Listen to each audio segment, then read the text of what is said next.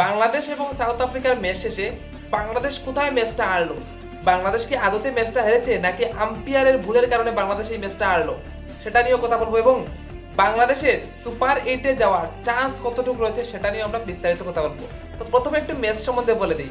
South Africa toss জিতে ভাই batting করার সিদ্ধান্ত নেই এবং ওরা বললো যে না, আমরা যাই রান বানাই না কেন আমরা এটাকে ডিফেন্ড করে নেব।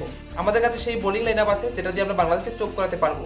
হ্যাঁ, এবং দেখলাম যে শুরুতে বাংলাদেশ এত ভালো বোলিং করেছে ভাই কি বলবো, প্রত্যেকটা পেসারে কিন্তু খুবই ভালো বোলিং করেছে এবং আমরা দেখতে পেলাম যে মাত্র 23 রানে ভাই 4টা উইকেট গড়িয়ে নিল বাংলাদেশ সাউথ আফ্রিকা। এবং একসময় মনে হচ্ছিল সাউথ আফ্রিকাতে এত লম্বা ব্যাটিং নয়, সাউথ আফ্রিকা হয়তো এখান থেকে আর ভাই কামব্যাক করতে পারবে না, কিন্তু সেই জায়গায় আমরা দেখলাম এক্সপিরিয়েন্স হেনরি ক্লাসেন এন্ড ভাই তাকে বলা হয় ডেভিড মিলার, তারা যে পার্টনারশিপটা গড়লো সেই পার্টনারশিপ কিন্তু অনেকটা স্বস্তির নিঃশ্বাস দিল সাউথ আফ্রিকার জন্য। ওইদিকে ভাই চিন্তার ভাঁজ পড়ছিল বাংলাদেশের প্রত্যেকটা বোলারের মুখে।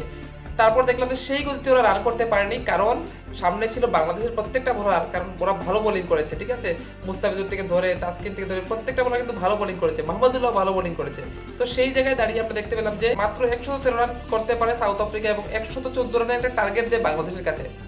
এবং বাংলাদেশের শুরুটাও এত ভালো ছিল না, তারপরও বলবো সাউথ আফ্রিকার থেকে তো অনেকই ভালো ছিল। ওদের পাওয়ার প্লেতে শুধুমাত্র একটাই উইকেট পড়েছিল এবং বাকি দিক থেকে দেখতে গেলে অনেক সুন্দরই পাওয়ার প্লে শুরু হয়েছিল এবং মনে হচ্ছিল যে এই রান স্টেজটা তো খুব তাড়াতাড়ি বাংলাদেশ করে নেবে। কিন্তু তারপর দেখতে পেলাম সাউথ আফ্রিকা আবারও কামব্যাক করলো তাদের বোলিং দিয়ে। এনরিক নোকিয়া, লুঙ্গি এঙ্গেডি যেভাবে বোলিং করলো ভাই, দেখলাম যে ওদের বোলিং এর সামনে আমরা দেখতে পেলাম যে বাংলাদেশের প্রত্যেকটা ব্যাটসম্যান টপ অর্ডার ওরা ছিন্ন বিচ্ছিন্ন হয়ে গেল। আবারও মনে হলো যে ভাই কে বাঁচাবে কে বাঁচাবে, হে মাহমুদুল্লাহ এবং তৌহিদ হৃদয়, এই দুটা ব্যাটসম্যান আবারও খুব সুন্দর একটা পার্টনারশিপ করলো এবং মনে হচ্ছিল যে না, এবার তো বাংলাদেশ ম্যাচ জিতবে 100%। হলো সব থেকে বড় ব্যাপার, যেটা হচ্ছে গিয়ে 4 রান। হ্যাঁ, একটা আউট ছিল না তৌহিদ হৃদয় এবং সেটাকে আউট দেওয়া হয় এবং সঙ্গে সঙ্গে আমরা দেখতে পেলাম কি এটা রিভিউ নেওয়া হয় এবং সেটা আউট ছিল না, কিন্তু সেটা 4 ছিল। যেহেতু আম্পায়ার আউট দিয়েছে তার কারণে এটা 4 হয়নি এবং সেটা হয়েছিল ডেড বল, যার কারণে বাংলাদেশের অনেক ক্ষতি হয়ে গেল, 4 রান কম হয়ে গেল এবং সেই জায়গাতে 4 রানেই জিতেছে ভাই সাউথ আফ্রিকা। ঠিক আছে, বুঝতে পারছো কি ঘটনা ঘটেছে। তারপরে আমরা দেখতে পেলাম যে শেষ 3 ওভারে মাত্র 20 রানের মতো লাগতো, তো আমরা মনে ছিলাম যে এটা তো বাংলাদেশের হাতে। যেভাবে তৌহিদ হৃদয় এবং মাহমুদুল্লাহ খেলছিল তো ভাই দেখে তো অনেক ভালো লাগছিল, হ্যাঁ বাংলাদেশ হয়তো ম্যাচ জিতে যাবে। কিন্তু সেখানে আমরা দেখলাম যেভাবে পেস ব্যাটারি দিয়ে ভাই যেভাবে আটকালো বাংলাদেশকে।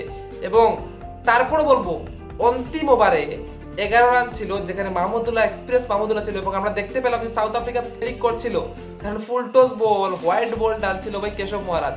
সেই জায়গায় দাঁড়িয়ে ফুলটস দুটো ফুলটস বলে একটা ছক্কা আঁকাতে পারলো না বাংলাদেশের টিম, আবারও বাংলাদেশ চোখ করে সেই ম্যাচটা হেরে গেল। ঠিক আছে, তো সেখানে হারার পরেও বলবো বাংলাদেশে কিন্তু এখনো পুরোপুরি চান্স রয়েছে। ওরা যদি নেদারল্যান্ড এবং নেপালকে হারিয়ে দেয় তাহলে ওরা ডাইরেক্ট থ্রো করছে, কারণ এই গ্রুপ থেকে তো অলরেডি সাউথ আফ্রিকা থ্রো করে নিয়েছে। ঠিক আছে, ওখানে তো আশেপাশে কেউ নেই। তো তোমাদের মধ্যে কোন টিমটা যাবে তোমরা কমেন্ট করে বলে দিও। ঠিক আছে, বাংলাদেশ কি পারবে কামব্যাক করতে? নেপালের সাথে এত অসুবিধা হবে না, কিন্তু নেদারল্যান্ডের সাথে ম্যাচটা কিন্তু অনেক টাফ হবে বাংলাদেশের পক্ষে। ঠিক আছে, দেখার বিষয় বাংলাদেশ কি করে, তোমাদের কি রায় তোমরা কমেন্টে বলে দিও। বাংলাদেশ আজকের ম্যাচটা কোথায় হারলো সেটাও কমেন্টে বলে দিও। ভিডিও ভালো লাগলে ভিডিওটাকে লাইক করে দিও আর চ্যানেল নতুন হলে চ্যানেলটা সাবস্ক্রাইব করে বেল করে দিও। তাহলে দেখা হচ্ছে আরেকটা ভিডিওতে, তখন যেন বাই বাই।